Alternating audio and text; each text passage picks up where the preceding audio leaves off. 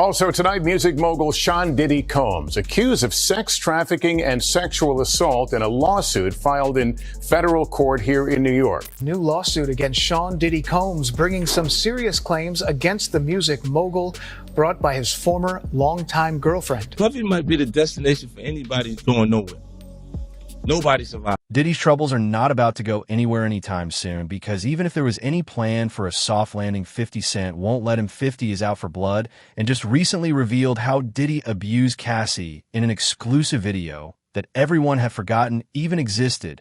But you can't blame 50. Brother Love has been digging his own grave for years. His history of abuse would fill a spreadsheet from the White House down to Connecticut, and in this video we'll be breaking down every last bit of it. What is this video that 50 has that could end Diddy? Why are the odds stacked? Beautiful dress. Thank you so much.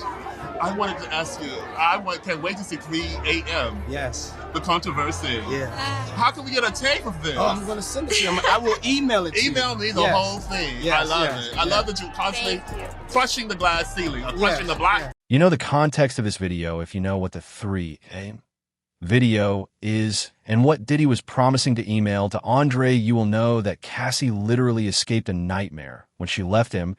And it's interesting because this entire section is about the videos and sex tapes that Diddy sent, and the 3AM video was basically an extension of all that. But that's a wild claim to make. So what's the proof? More specifically, what proof would someone like 50 Cent have that would quite probably have ended Diddy if he allowed Cassie to take him to trial? It's an interesting question that will take us down memory lane if you were in tune with the times back in the early 90s. I'm talking 1991, and this ain't even about Cassie, because we're about to chart out a very toxic element of Diddy's incredibly toxic persona. The woman in question was some lady named Joy Dickerson Neal, and her claim against Diddy came while she was in college and when he was still a TAC talent agent. This was before Bad Boy Records was even a thing, before Diddy got his autonomy. So she says that she had gone on a date with him, and that while they was on that date, Diddy had spiked her drink. She knows this because when he drove her to his music studio, she couldn't walk, and it was during tapes, because it turns out that Diddy not only committed assault on her, he filmed it, and then he sent it to 2 of his homies. How does she know this, you ask? Well, because Devontae Swing, member of the R&B group, Oi told her this is not he. This is documented, and the individuals that said these things are alive and haven't gone back on their statements. And hey, if this sounds new to you and you're wondering why the lady didn't go to the police with it when it happened, well, her reason was simple. Shame and the fear that she would lose out of a record deal that Diddy promised her. Now draw that same link through the 90s, through the creation of Bad Boy, its rise, dominance, and eventually leading up to Cassie. The common denominator is Diddy using promises of record deals to control the artist, mostly female, that he wanted to assault. That's why he gave Cassie a 10-year album deal from the jump. It was unheard of at the time. I have nothing against the lady, but she wasn't much of a singer, and that's being generous. She couldn't write, she could dance, but it wasn't anything special. But she was fine as hell, and that's all Diddy cared about. Diddy wanted her, so he did the most diabolical. That girl went through some tumultuous shit that she never thought that she would ever have to go through being in the music business. Do you understand? But it gets even worse, because Diddy forced Cassie to find the male hookers herself, and before she would sleep with them, he drugged her, and finally, like he had done to the lady from college, filmed all of it. My mother always told me many people won't tell the same lie all the time. So for the Diddy apologists out there, what's up? How do y'all explain this? And before you answer, know that there's more, because those tapes that Diddy shot were used as collateral. Really, it was blackmail material. Anytime she threatened to leave, he threatened to send it out, and eventually he did, because in 2010, during a radio interview with DJ Wakid on Shade 45, 50 Cent would talk about a similar tape that he saw that made him call Diddy's relationship with Cassie into question. At first, 50 wasn't even aware that Diddy knew the pictures existed, because they were sent to his personal phone from an unknown source, and they were nasty, very nasty. In his own words, they were not that y'all saw worse, way worse. Like penetration pictures now, when you think of who 50 is and how short the list of people who would have direct contact to his With this girl, like, you really, like, you like her like that? And he was like, yeah, that's my girl. I'm like, all right, I'm going to send you something. You look at it, you call me. So 50 Cent sent him the pictures, and Diddy called back saying that the images had been obtained by his guys, and that it was a mistake or something like that. But 50, who already knew the type of that Diddy, knew that that wasn't the case. Diddy had taken those images as collateral for Cassie.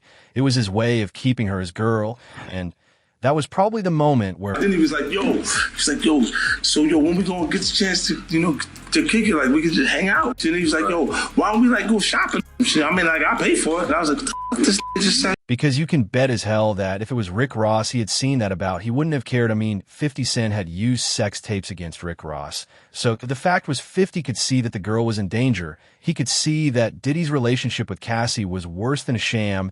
It was the most destructive thing ever. And the images he sent to Diddy for confirmation was all the proof he needed, but there had always been signs that Diddy himself would post on IG for the world to see. You gotta say now.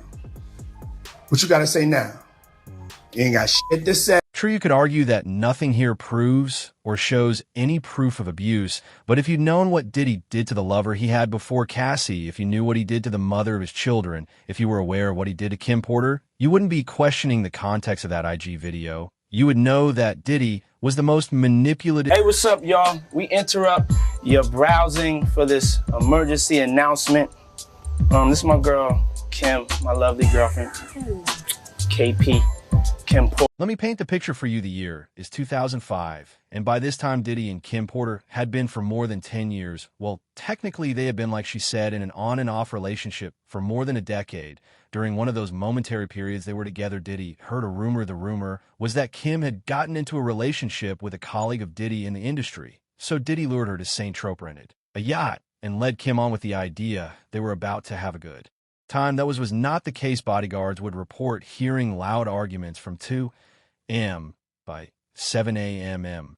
It devolved into a beatdown. In the aftermath of it all, Diddy had beaten Kim so bad he broke her nose, so Diddy flew in a specialist surgeon from Geneva to repair her nose and keep her out of the public eye until it had healed enough. But it gets crazier, because if you tried searching for this story online, you would find absolutely nothing. Articles like The Sun that ran the story suddenly no longer have the story, and images of Kim from that time that had the model with a bandage on her nose have almost been completely WI off the internet.